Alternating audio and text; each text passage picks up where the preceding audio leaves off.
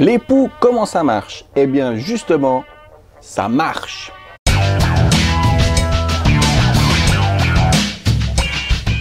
Les poux, ça fait peur parce qu'à chaque rentrée, c'est la même chose. Nos bambins arrivent avec les têtes couvertes de poux, on les envoie dans la classe et s'ils n'en avaient pas encore, paf, ils reviennent avec des poux. Logique, on est toujours en train de les faire voyager aux quatre coins de la planète ou de les envoyer dans des camps de ski, des camps d'été ou n'importe quelle colonie de vacances. Et c'est là qu'ils attrapent des poux. Pourquoi? On va commencer par un petit peu de théorie par rapport aux poux. Les poux, ça marche, ça ne vole pas, ça ne saute pas, donc ils ne peuvent pas passer d'une tête à l'autre comme ça spontanément. Il va falloir un moyen pour les faire passer ou alors qu'ils soient en contact direct. Ça veut dire, par exemple, échange de bonnets, de chapeaux, de casquettes.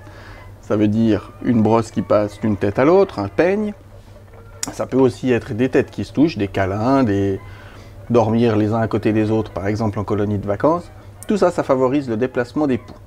Ensuite, une fois qu'ils se sont déplacés, qu'est-ce qu'ils font? Ils vont se mettre directement près du cuir chevelu.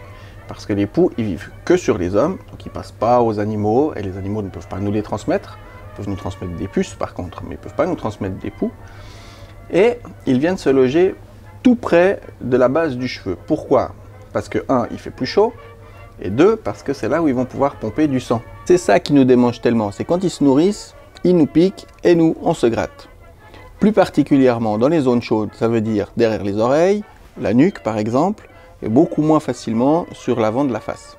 Le poux pond son œuf à la base du cheveu. Une fois que l'œuf est pondu, il faut environ une semaine pour qu'il éclose. Une fois qu'il a éclos, il faut environ une semaine pour qu'il puisse se reproduire et faire des nouvelles lentes. Donc quand on fait un traitement contre les poux, on va surtout tuer les poux vivants hors de l'œuf.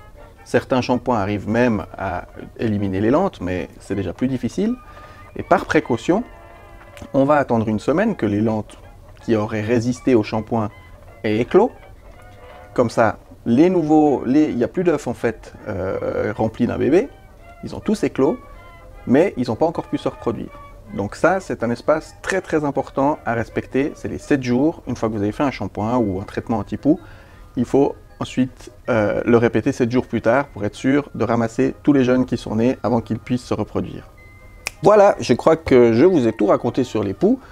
Maintenant, à vous de jouer, venez nous trouver pour nous demander des conseils, venez aussi peut-être vous rassurer auprès de nous, parce que souvent c'est un petit peu la crainte, mais est-ce que mon enfant est sale? Est-ce que c'est pas un pauvre qui lui a refilé ça quand j'étais en Inde ou je sais pas quoi? De toute façon, les poux touchent toutes les classes de la société, et ils touchent les gens qui sont propres plutôt que les gens qui sont sales, parce qu'ils aiment beaucoup quand c'est propre et quand c'est chaud. Voilà, venez nous demander. Si jamais vous avez des gens qui, dans votre entourage, ramènent toujours leur enfant à l'école avec des poux et qui recontaminent les petits amis, envoyez-les chez leur pharmacien préféré et on les guidera dans ce périple anti-poux. Bonne rentrée à tous!